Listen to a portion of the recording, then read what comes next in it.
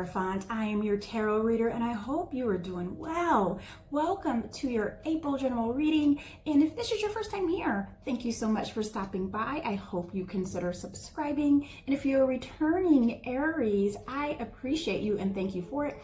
The center of your reading, my dear, is that of the Eight of Pentacles. So we are definitely focusing on something this month. So if we're focusing on, I'm hearing art gallery. A lot of you are very artsy, and a lot of you are very, I don't want to say artsy, but creative in the sense of fashion, interior design, right? Like architecture. Like I'm seeing you actually sitting down and sketching and drawing out different routines, different spaces, things like that. Some of you are even trying to write a book, and it feels like it's more of a how-to book, right? How to dance, how to cook, how to set your home, right? So I feel like that some of you are gurus in your own sense because of your experience, and some of you are just educated in that field and you're doing it a different way. You're creating like this how-to sort of book. So I love that energy.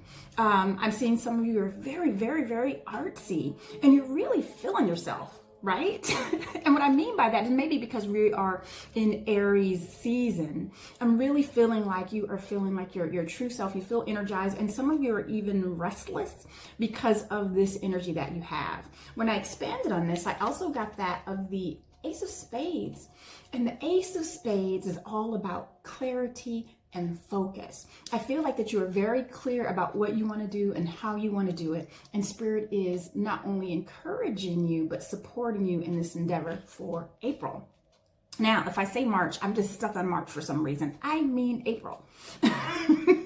So when I go into your moon energy, and your moon energy is where Spirit is doing the work. This is where you're manifesting. This is where our emotions are. And we have that of the Three of Cups, all about celebration and celebrating. I feel like it's going to be with family, friends. We also have that of the Knight of Wands and the Four of Pentacles. When I first pulled this energy, I couldn't figure out if you were heading towards stability or if you were struggling with it. So I expanded on this.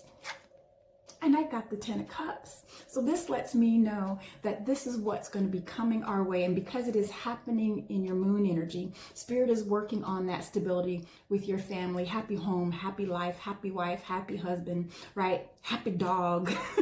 I'm seeing all that for you and feeling a little bit more stable and security in those areas. Now, with this Three of Cups, this is a well overdue celebration for you. And I feel like this is something you need to do. You need to celebrate you. You need to celebrate where you are from where you've been. When I expanded on that, I got that of the Seven of Clubs. And the Seven of Clubs is all about the hard work that you have put in to get where you are. So even if you look over the past 3 years, over the past 7 years, or over the past several years, despite what happened in the middle, from where you began to where you are now, Aries, is worth celebrating. Celebrating your accomplishments, celebrating moving past certain hiccups, moving past certain relationships, moving past certain things that you used to do that you no longer do, and now you're a better Aries because of it. So I love that energy for you. Let's see what's going on in your sun energy. Your sun energy is your ego. If you are an Aries rising, this may also help you as well. And we have that of the Seven of Swords. Now, I got to talk about this energy here. In this particular deck, this Seven of Swords means a few things to me, right? In the Rider-Waite deck, it feels a bit more aggressive as far as, lying, cheating, and stealing sort of thing. Here, this is almost like a little whisper of, tell a little white lie, just a small one. I'm not promoting lying. I'm not, especially if it's going to hurt or harm someone or get you into trouble, Aries. Okay, I want to be very clear. That's the disclaimer. But if this is the little white lie, and I mean, like, for example, do I have my actual weight on my driver's license? No, sir. No, ma'am.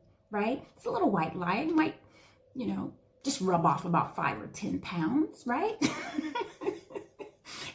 It's just a little story, but I'm hearing that this is going to be important. So when I expanded on this, I got that of the Six of Hearts. And the reason why I feel like it's going to be important because this is going to be a way of communicating and communication, because I'm seeing something in your immediate present. And with this focus that you're doing, as far as, you know, if you're creating this how-to book, if you are creating new routines, if you're doing whatever for dummies sort of thing, I feel like that it's not necessarily a little white lie, but you might have to exaggerate a bit just to get your point across, right? You know, perhaps if you're writing a book on how to lose weight and you did it by jogging and you did it by running 3 miles a day, I feel like that in this how-to book, you would say, you know what, you need to run 4 miles a day. Not because, you want to fabricate, but because you know that if you tell people 4 miles, they'll really probably only run 3 and see the results, right? That sort of thing. Thank you, Spirit. I couldn't figure out how to get that out. Some of us may also have Gemini. That's also going to be happening in our ego energy that shows up as well. And you know, and this typically is the Lover's card, but I'm not getting any type of relationship energy. I'm really getting all about communication and how you communicate to get your point across and to get the results. And I feel like they're not results for necessarily for you, but the results that you want for others, Aries, which is an interesting characteristic, which is Aries, they're not known for that, right? Aries represents that of self, and we all have it in our chart. So for you to really advocate for others, I like to see this because it's different. And then I also have in your ego energy that of the Queen of Swords. So some of us are going to reconnect with a mother-like energy, whether it's an ex-wife or whether it's, you know, a parent, or some of us, you know, even have teachers that have like that mother maternal like energy. Some of us have coworkers that have that energy as well. I feel like that we're going to have some interaction, some tough talks, that tough love, right? Almost like holding you accountable and responsible for things that you've done, that you should be doing, etc. And, you know, I expand on that and I got the Queen of Hearts. And this also represents that of the Empress. So this is a very fertile energy. So for some of you who are transitioning into perhaps a new position, a new job, because I do see a focus here, right? So I also see some of us filling out applications for employment. And I'm also hearing there, like, you know, really beef it up. Beef up that application, right? Beef up your experience, even if you have to use things to where you didn't necessarily get paid for. Perhaps you did some volunteer work, include that. Because I feel like that competition is going to be fierce. So you have to really put your best foot forward and not wait to impress them for the interview, not wait to impress them, you know, with like, do it all in the beginning. Give them full on Aries in the beginning. That first impression is going to be really important. So I'm hearing that when you come in front of this energy, this Queen of Swords, it's going to be very, I don't want to say profitable, right? I feel like it's just going to feel good. The interview is going to go well. The presentation is going to go well. It's going to feel very